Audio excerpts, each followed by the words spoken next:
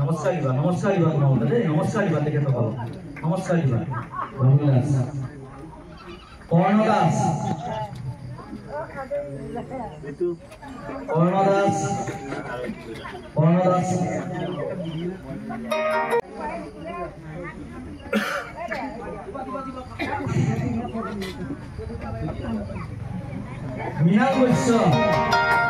খুব আনন্দৰ বিষয়।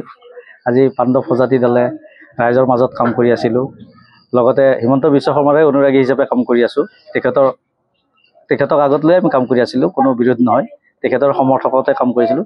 খালি কিছুমান বিভিন্ন কামৰ ক্ষেত্ৰত আমি দৃষ্টিগোচৰ কৰাই পেলাই আগুৱাই নিছিলোঁ ৰাইজক, সেইখিনি আমাৰ উদ্দেশ্য আছিল। কিন্তু আজি পাণ্ডৱ প্ৰজাতি দলে অৰাজনৈতিক হ'লেও মুখ্যমন্ত্ৰী মহোদয়ৰ কোষৰ পৰাই আমি এটা কাৰ্যালয় পাবলৈ সক্ষম হৈছোঁ। আমি কাম কাজত চাগে নিশ্চয় সন্তুষ্ট কৰিব পাৰিছোঁ বুলি মনতে অলপ গৌৰৱ কৰিছোঁ ৰাইজক লৈ।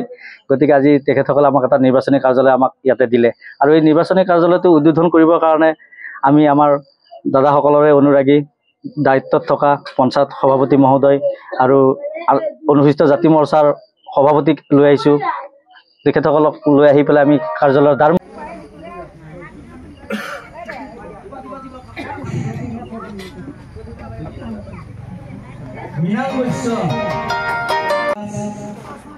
নমস্কাৰ মহোদয় নমস্কাৰ তেখেতসকল নমস্কাৰ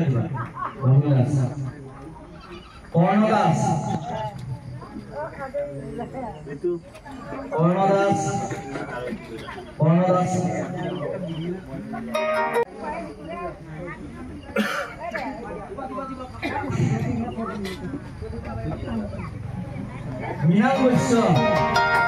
খুব আনন্দৰ বিষয়। আজি পাণ্ডৱ প্ৰজাতি দলে ৰাইজৰ মাজত কাম কৰি আছিলোঁ। লগতে হিমন্ত বিশ্ব শৰ্মাৰে অনুৰাগী হিচাপে কাম কৰি আছোঁ। তেখেতক আগত লৈ আমি কাম কৰি আছিলোঁ, কোনো বিৰোধ নহয়।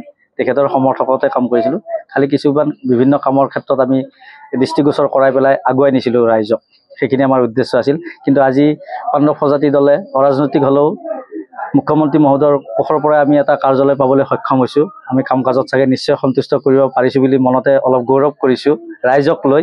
গতিকে আজি তেখেতসকলে আমাক এটা নিৰ্বাচনী কাৰ্যালয় আমাক ইয়াতে দিলে, আৰু এই নিৰ্বাচনী কাৰ্যালয়টো উদ্বোধন কৰিবৰ কাৰণে আমি আমাৰ দাদাসকলৰে অনুৰাগী, দায়িত্বত থকা পঞ্চায়ত সভাপতি মহোদয় আৰু অনুসূচিত জাতি মৰ্চাৰ সভাপতিক লৈ আহিছোঁ।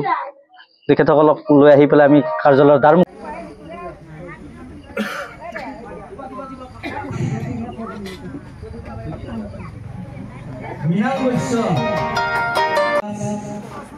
নমস্কাৰ মহোদয় নমস্কাৰ তেখেতসকল নমস্কাৰ কৰ্ণদাস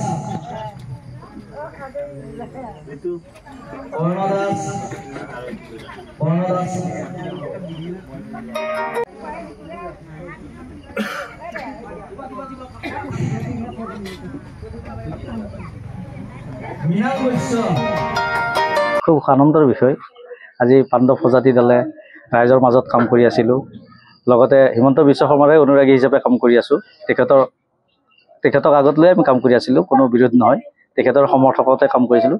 খালি কিছুমান বিভিন্ন কামৰ ক্ষেত্ৰত আমি দৃষ্টিগোচৰ কৰাই পেলাই আগুৱাই নিছিলোঁ ৰাইজক, সেইখিনি আমাৰ উদ্দেশ্য আছিল। কিন্তু আজি পাণ্ডৱ প্ৰজাতি দলে অৰাজনৈতিক হ'লেও মুখ্যমন্ত্ৰী মহোদয়ৰ কোষৰ পৰাই আমি এটা কাৰ্যালয় পাবলৈ সক্ষম হৈছোঁ। আমি কাম কাজত চাগে নিশ্চয় সন্তুষ্ট কৰিব পাৰিছোঁ বুলি মনতে অলপ গৌৰৱ কৰিছোঁ ৰাইজক লৈ। গতিকে আজি তেখেতসকলে আমাক এটা নিৰ্বাচনী কাৰ্যালয় আমাক ইয়াতে দিলে, আৰু এই নিৰ্বাচনী কাৰ্যালয়টো উদ্বোধন কৰিবৰ কাৰণে আমি আমাৰ দাদাসকলৰে অনুৰাগী, দায়িত্বত থকা পঞ্চায়ত সভাপতি মহোদয় আৰু অনুসূচিত জাতি মৰ্চাৰ সভাপতিক লৈ আহিছোঁ। তেখেতসকলক লৈ আহি পেলাই আমি কাৰ্যালয়ৰ দ্বাৰ